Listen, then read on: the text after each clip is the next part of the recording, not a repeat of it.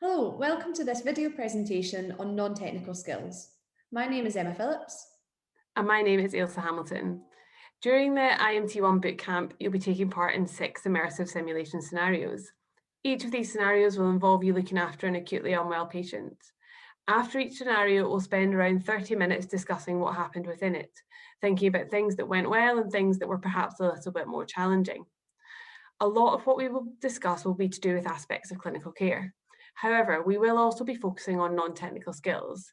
And this video is designed to be a short introduction to what we mean by non-technical skills, why these are important to you as doctors, but also to try and aid discussions about these skills on the day of your simulation scenarios. So Emma, what do you understand by the term non-technical skills? Well, the official definition of these varies, but this is a good one from Rona Flynn's book, Safety at the Sharp End, being the cognitive, social, and personal resource skills that complement technical skills and contribute to safe and effective task performance. We know that non-technical skills are absolutely critical to the delivery of safe and effective medical management, and they're an essential pillar in assuring patient safety.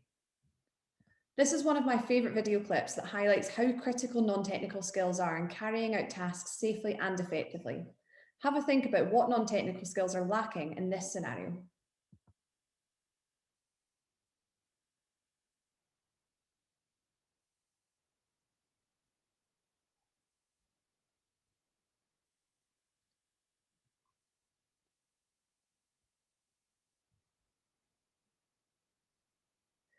Immersive simulation scenarios often bring out some really interesting points relating to non-technical skills.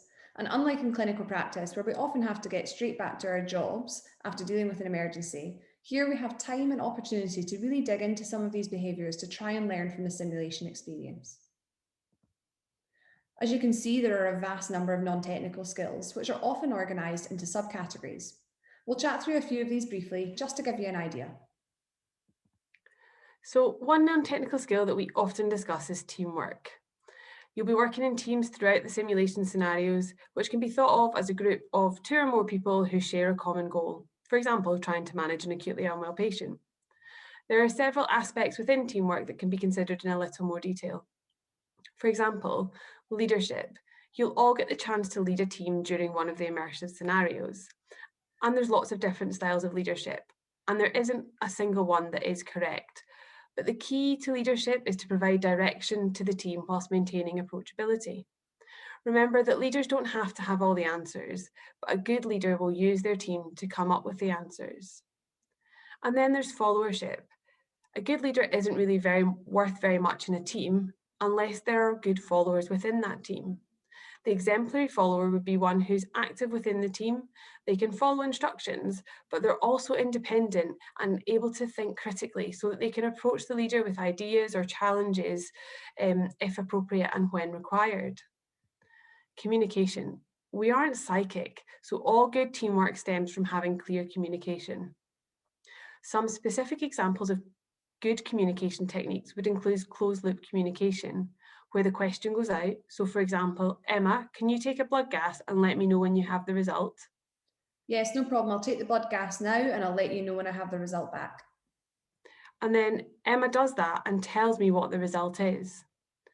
And this high level communication allows us to develop a shared mental model, an important element of teamwork, which essentially means that everyone is on the same page.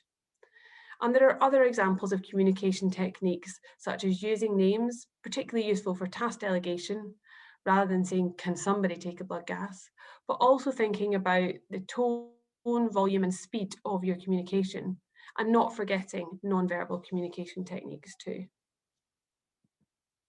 Situation awareness is another important non-technical skill. At its core, what this means is knowing what's going on around you. Situation awareness can be thought of as having 3 levels, which are shown here. Level 1 is the what, the perception. Well, this patient has a temperature of 38 degrees, they're hypotensive and they're tachycardic. Level 2 is the so what, the comprehension. So this patient sounds like they're septic. And level 3, this is the now what, the projection. Here's where you're anticipating what's likely to happen next so that you can either try to prepare for it or take action to prevent it. So let's give the patient some fluid, but we'll call critical care as we're doing that, as it seems likely they're going to need some vasopressor support if they don't respond to fluid. There will be lots of opportunities to demonstrate situation awareness during the simulation scenarios. A further category is decision making and prioritisation. Prioritisation can be challenging, and there are lots of different techniques for trying to work out what the priorities are. For example, by thinking about the most urgent and important tasks which need addressed, and considering delegating or postponing less urgent or important tasks.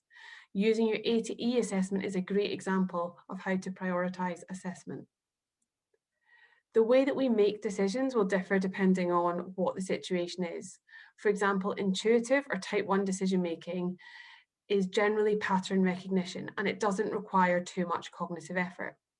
This type of decision making becomes easier with increased clinical experience, as you've seen certain presentations before and are therefore primed with prior knowledge of what it looks like. This is compared to more analytical or creative decision making, or type 2, which is more time and energy consuming. How we make decisions will depend on a number of elements, including processes. So, for example, the layout of the ward or how patients flow through the hospital. There's the patient themselves. They are intrinsically variable. Their history is variable. Their findings are variable. And then there's also you as an individual, your own levels of fatigue and your own stress levels.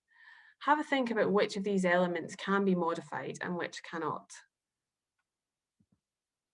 This has been a very brief overview of what non-technical skills are, so that you can start to have a think about these prior to your simulation sessions. You'll be discussing these in a lot more detail during your debriefs. There are, of course, a number of other non-technical skills that we haven't mentioned yet. If you're interested, there are a lot of resources online, including this link here to a non-technical skills workshop, or have a look at this book for loads more detail. We hope you've enjoyed this short presentation and we look forward to meeting you at your IMT bootcamp in a couple of weeks. But please do get in touch in the meantime if you have any questions.